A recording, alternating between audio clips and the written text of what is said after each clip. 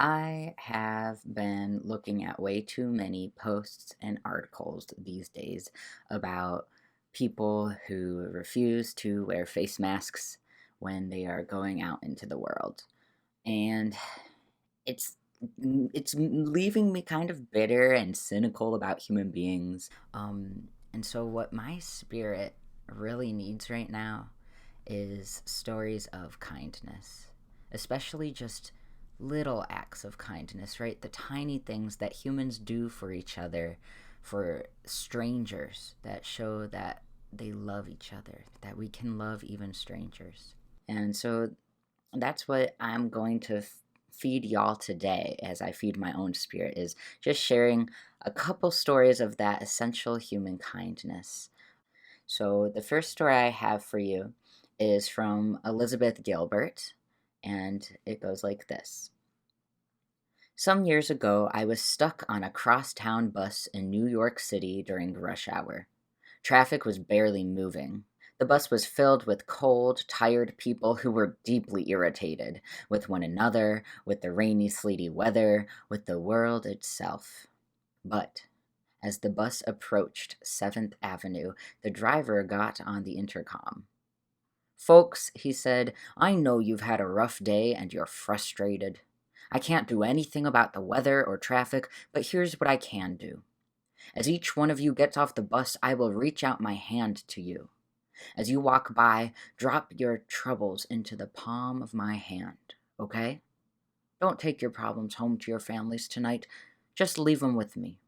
My route goes right by the Hudson River, and when I drive by there later, I'll open the window and throw your troubles into the water. Sound good?"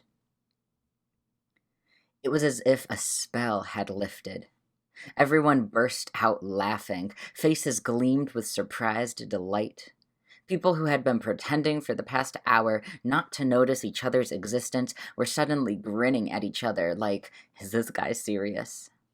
Oh, he was serious. At the next stop, just as promised, the driver reached out his hand, palm up, and waited. One by one, all the exiting commuters placed their hand just above his and mimed the gesture of dropping something into his palm. Some people laughed as they did this. Some teared up, but everyone did it. This guy wasn't some big power player. He wasn't a spiritual leader. He wasn't some media-savvy influencer. He was a bus driver, one of society's most invisible workers. But he possessed real power, and he used it beautifully for our benefit. When life feels especially grim, or when I feel particularly powerless in the face of the world's troubles, I think of this man and ask myself, what can I do right now to be the light? Of course, I can't personally end all wars, or solve global warming, or transform vexing people into entirely different creatures. I definitely can't control traffic, but I do have some influence on everyone I brush up against, even if we never speak or learn each other's names. So that was Elizabeth Gilbert's story about kindness. And my cat has joined us for story number 2, which is a poem. Cats are definitely a source of kindness, aren't they? And pets in general. So the second thing I want to share with you is called Small Kindnesses, and it is a poem by Danusha Laméris.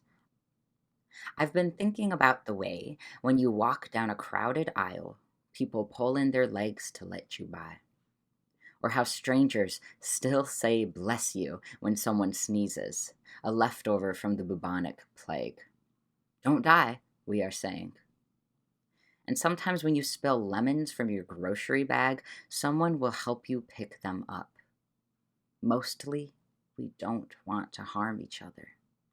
We want to be handed our cup of coffee hot and to say thank you to the person holding it, to smile at them and for them to smile back, for the waitress to call us honey when she sets down the bowl of clam chowder, and for the driver in the red pickup truck to let us pass. We have so little of each other now.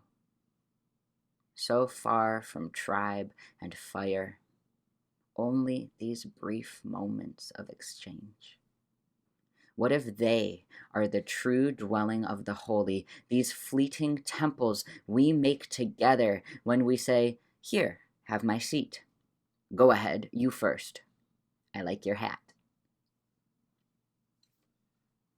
Friends, I don't know about you, but I'm going to be carrying this poem in my heart for the next few days.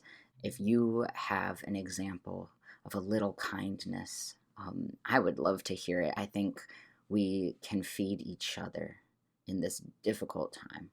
And I thank God that we can do so. Good night.